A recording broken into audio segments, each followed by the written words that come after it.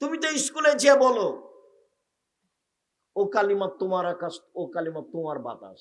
আমি তো বলি না কোনোদিন। আমি কেন বলবো?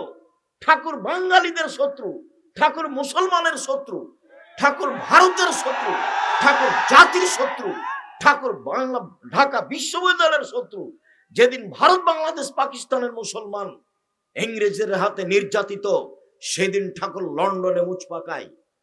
সেই ঠাকুরের গান আমার ছেলে মেয়ে বলে, তোমার ছেলে তোমার বাপের সন্তান, এটাকে একটু ভারীও মনে করলো না? দিন রাত তুমি স্কুলে গিয়ে ঠাকুরের গান বলো। ঠাকুরের বাবার আকাশ, কে বলেছে যে ঠাকুরের কালিমায়ের আকাশ? তোমার লজ্জা হয় না? তোমার শরম হয় না? তোমার বাপ কলেজের শিক্ষক, তোমার বাপ বিশ্ববিদ্যালয়ের শিক্ষক। কি বুঝাতে চাচ্ছ তুমি আমাকে?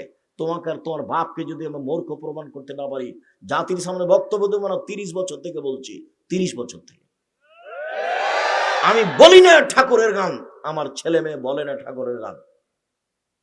আমি ঠাকুরের গান বলি না, ঠাকুরকে আমি মানুষই মনে করি না। ঠাকুর তো একটা হিন্দু মানুষ, ও মুসলমানের শত্রু, ও জাতির শত্রু, ও বাঙালিদের শত্রু, ও ঢাকা বিশ্ববিদ্যালয়ের শত্রু, ও বাংলা ভাষার শত্রু। তাকে দাম দিতে হবে মানে? আমি বিবেক বেঁচে খেয়েছি। সম্মানিত দিনী ভাই বোন, কিভাবে আপনারা বলেন সেটা আমার বুঝে আসে না। আপনার ভিতরে কোনোদিন ছাড়াও দেখলাম না। এমনি তো দৌড়িয়ে বেড়াচ্ছ, মিছিল করছো, অমুকের চরিত্র ফুলের মতো। তুমি কয়দিন মিছিল করেছো? ঠাকুরের গান চলবে না? তোমাকে একটু খারাপ লাগে না কেন? কি করে তোমার ছেলে মেয়ে, তোমার ভাই বোন সকালে উঠে বলে ও কালিমা তোমার আকাশ, ও কালিমা তোমার বাতাস? কালিমার আকাশ, কালিমার বাতাস, তোমার খারাপ লাগে না কেন? বাঙালিদের জন্মই শিরক, ওর ভিত্তি শিরক, ওর খাওয়া শিরক, ওর চলা শিরক, ওর শিক্ষা শিরক, ওর ঘুমিয়ে থাকা শিরক। একবারে শিরকের মধ্যে ডুবে আছে বাঙালি। ঠাকুর একে ডুবিয়েছে।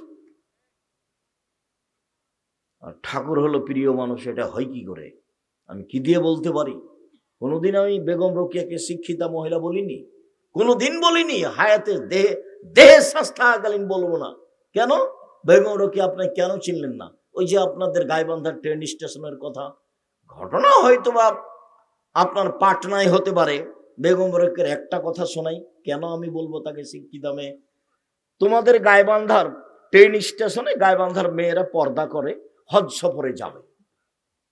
তো 5-6 জন মহিলা একসাথে বের হয়েছে, ওর বাপ আছে বা চাচা আছে, ওরা একসাথে যাবে। তো গাইবান্ধাতে প্ল্যাটফর্মে বসে আছে। তো বেশি পর্দা করে সেই জন্য একটা বড় চাদর দিয়ে ওরা 4-5 জন মহিলাকে এভাবে ঢেকে রেখেছে। ওর চাচা বা ওর বাপ দিয়ে বাইরে গেছে। এখন ওই স্টেশন মাস্টার প্ল্যাটফর্ম খুঁজছে, দেখি কোথায় কি আছে। তো এক জায়গাতে দেখছে যে একটা বড় চাদর ঢাকা আছে, মনে করছে এটা বস্তা। তখন পাঁদে দেখে, এইটা কিসের বস্তা, এটা কিসের বস্তা? পর্দাকে নিন্দা করছে বেগম রোকেয়া, পর্দাকে দেখাচ্ছে। ওরা ঢাকা আছে সেজন্য বেগম রোকেয়া কিভাবে দেখাচ্ছে?